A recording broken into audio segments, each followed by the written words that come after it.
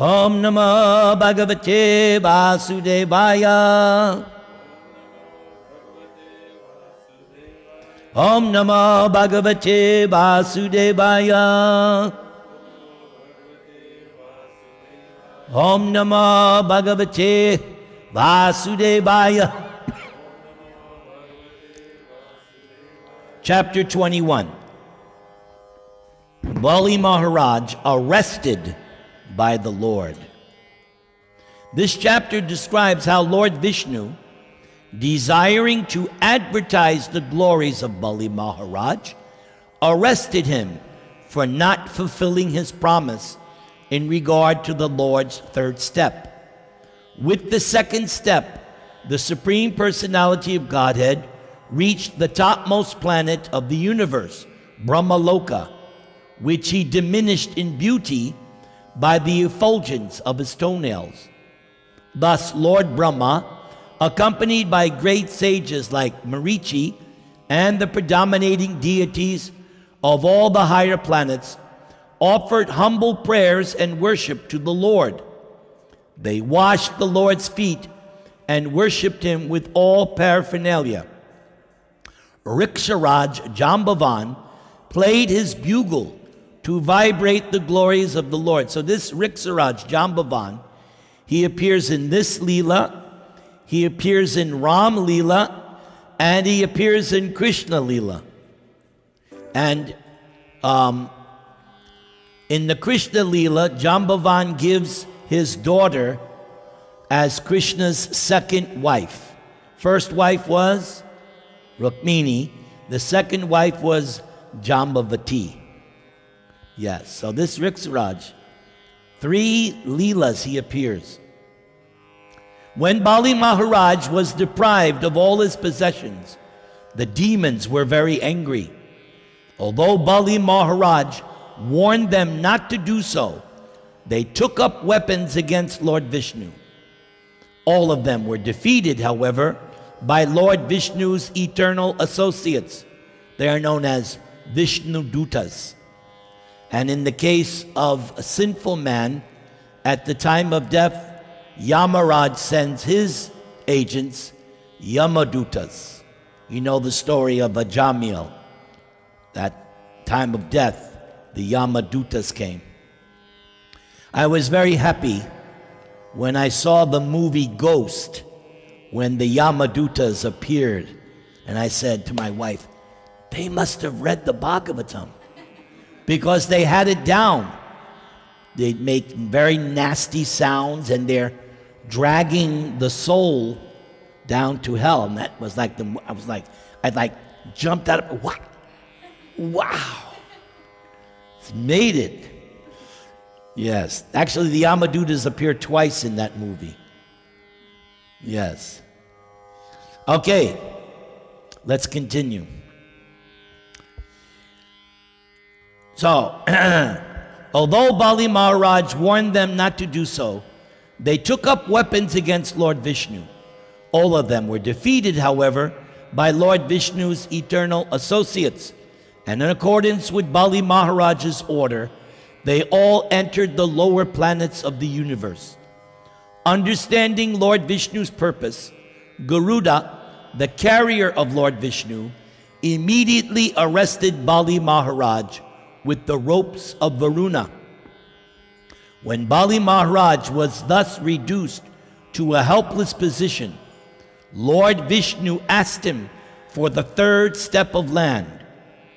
Because Lord Vishnu appreciated Bali Maharaj's determination and integrity, when Bali Maharaj was unable to fulfill his promise, the Lord ascertained that the place for him would be the planet Sutala, which is better than the planets of heaven. So why is that? In the heavenly planets, the demigods, as we see, are sometimes disturbed in their heavenly pleasures by the demons. But in this planet of Sutala, there is no interruption of their material sense gratification. So that's why it says better in terms of There's no interruption of their enjoyment. There's a chapter in the 5th canto describes the enjoyments on this planet. It's very, very material, low-grade material. Heavenly planets is upper-class enjoyments. That's why it's called heavenly. Yes, what's that? Indraloka is the heavenly planets, yes. Yeah, we read here, Indrapuri. That's Indra's, yeah, so Indra's planet, and he has his city. All right, let's go to chapter 22. Bali Maharaj surrenders his life. The summary of this 22nd chapter is as follows. The Supreme Personality of Godhead was pleased by the behavior of Bali Maharaj. Thus the Lord placed him on the planet Sutala, and there, after bestowing benedictions upon him, the Lord agreed to become his doorman. So just see, the Lord cheated him, so Bali Maharaj now leaves the heavenly planets. He goes to this lower planet Sutala, but instead, what does he get? Lord Vamana is his chokidar. You know that term, chokidar? Yes, guard. And it's explained that one time Ravana came to conquer Bali. Vamana-deva greeted him and kicked him and sent Ravana back to where he belonged. That's why I say Vamana-deva's the original soccer player, because he kicked. Yes, he was pleased with that. Let's see if there's something I'm waiting to be mentioned. If it's not mentioned, I'll mention. Let's continue. Bali Maharaj was extremely truthful. Being unable to keep his promise, he was very much afraid, for he knew that one who has deviated from truthfulness is insignificant in the eyes of society. An exalted person can suffer the consequences of hellish life, but he is very much afraid of being defamed for deviation from the truth. Bali Maharaj agreed with great pleasure to accept the punishment awarded him by the Supreme Personality of Godhead. In Bali Maharaj's dynasty, there were many asuras or demons who, because of their enmity toward Vishnu, had achieved a destination more exalted than that of many mystic yogis. Because if you get killed by Vishnu, you get liberation. Bali Maharaj specifically remembered the determination of Prahlad Maharaj in devotional service. Here it is. Considering all these points, Bali decided to give his head in charity as the place for Vishnu's third step. So what does this signify? That Bali fully surrendered.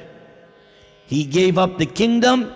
He even gave up his own body. He gave his head to Lord Vishnu. That means full surrender. Like Draupadi, when she was being disrobed. First, she was holding on, trying to protect herself. But then she said, what's the use? So then she threw up two hands. Hey Govinda! And then Krishna became unlimited cloth and protected her. So she's sometimes given as that example, full surrender. Same with Bali. Krishna took everything and he said, that's all right. I still have my head.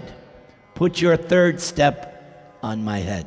That's called full surrender.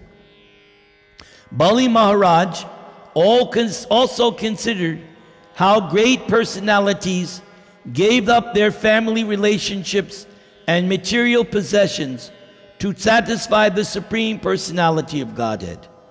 Indeed, they sometimes even sacrificed their lives for the satisfaction of the Lord, just to become his personal servants.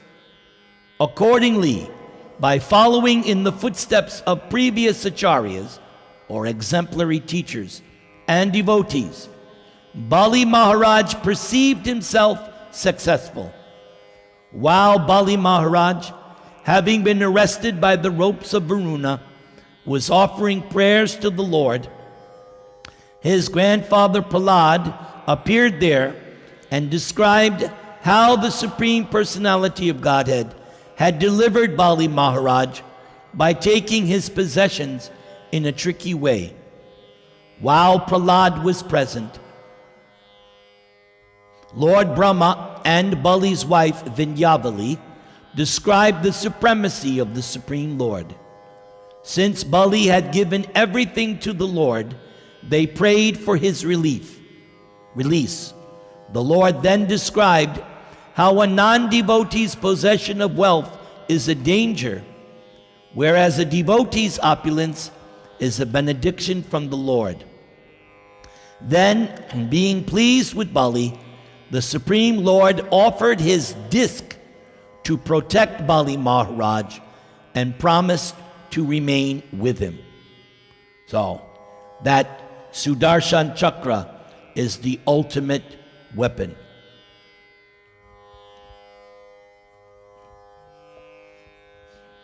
That Sudarshan Chakra, Krishna uses that weapon so many times to kill the demons. Okay, we got one more chapter. The demigods regained the heavenly planets. This chapter describes how Bali Maharaj, along with his grandfather Prahlad, entered the planet Sutala, and how the Supreme Personality of Godhead allowed Indra to re-enter the heavenly planet. The great soul Bali Maharaj experienced that the highest gain in life is to attain devotional service under the shelter of the Lord's lotus feet in full surrender. Being fixed in this conclusion, his heart full of ecstatic devotion and his eyes full of tears, he offered obeisances to the Personality of Godhead, and then with his associates entered the planet known as Sutala. Thus the Supreme Personality of Godhead satisfied the desire of Aditi and reinstalled Lord Indra. Prahlad Maharaj, being aware of Bali's release from arrest, then described the transcendental pastimes of the Supreme Personality of Godhead in this material world. Prahlad praised the Supreme Lord for creating the material world, for being equal to everyone, and for being extremely liberal to the devotees, just like a desire tree. Indeed, Prahlad said that the Lord is kind not only to his devotees, but also to the demons. In this way, he described the unlimited causeless mercy of the Supreme Personality of Godhead. Then, with folded hands, he offered his respectful obeisances unto the Lord, and after circumambulating the Lord, he also entered the planet Sutala in accordance with the Lord's order. The Lord then ordered Shukracharya to describe Bali Maharaj's faults and discrepancies in executing the sacrificial ceremony. Shukracharya became free from fruitive actions by chanting the holy name of the Lord, and explained how chanting can diminish all the faults of the conditioned soul.